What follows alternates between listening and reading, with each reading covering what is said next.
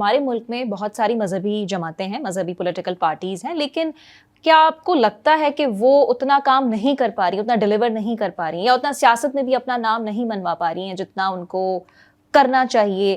تو کیا ان کی اسٹریٹجیز میں آپ کو کوئی غلطی نظر آ رہی ہے, یا آپ سمجھ رہے ہیں کہ کوئی ان کو فالو ہی نہیں کر رہا؟ ایسی بہت ساری مثالیں ہیں ہمارے سامنے. دیکھیں, جب مذہب کو اقتدار اور ذاتی مفادات کے حصول کے لیے ٹول کے طور پر استعمال کیا جائے گا نا, تو لوگ خود بخود پیچھے ہٹ جائیں گے.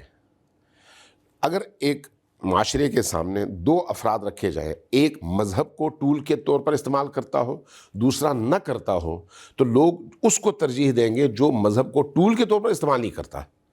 ٹھیک ہے, چونکہ مذہب ایک مقدس تصور ہے ہمارے معاشرے کے اندر, اور اس مقدس تصور کے ساتھ جب آپ سیاست کو جوڑتے ہیں تو جو سیاست ہمارے معاشرے میں رائج ہے وہ نجاست ہے. تو آپ مان رہے ہیں کہ جو مذہبی پارٹیز ہیں وہ اپنا مفاد اور مذہب کے نام پہ جو ہے میں واضح کر رہا ہوں اس بات کو, میں اس بات کو واضح کر رہا ہوں. دیکھیں, ہمارے معاشرے کے اندر سیاست جب آپ کہتے ہیں تو سیاست کا مطلب کیا ہے؟ جھوٹ. اچھا, نہیں, آپ کو نہیں پتا.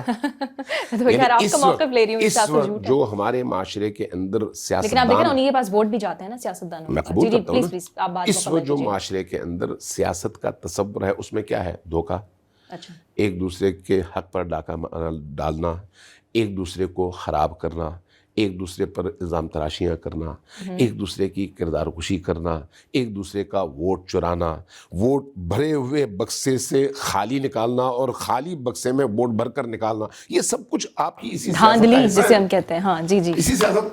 تو یہ سیاست کیا پاکیزہ چیز ہے یا نجاست ہے؟ یقیناً یہ کرپشن کے علاوہ اور کچھ نہیں ہے.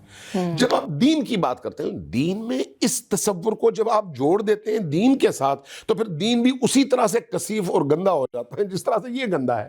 لہذا جہاں پر دین کے پلیٹ فارم پر اس طرح کی چیزیں مل جائیں, وہاں پر پھر لوگ اس دین سے دور بھاگتے ہیں. تو آپ مذہبی جماعتوں کی پالیسی میں فالٹ سمجھ رہے ہیں کہ وہ راغب نہیں کر پا رہے عوام کو. میں یہ عرض کر رہا ہوں, لیکن اس کے مقابلے میں آپ یہ دیکھیں, وہ لوگ جو اپنے پاکیزہ ترین دین کو اس طرح جس طرح سے نبی کریم نے فرمایا, اہل البیت علیہ الصلوۃ والسلام نے پیش کیا, یا صحابہ کرام میں سے جو واقعی جلیل القدر پاکیزہ ہستیاں تھیں انہوں نے پیش کیا, اگر آپ کسی کو اس کا رول ماڈل دیکھتے ہیں تو آپ کا دل کھنچتا چلا جاتا ہے. اس لیے آپ دیکھتے ہیں مذہب کے نام پر لوگ جان دیتے ہیں.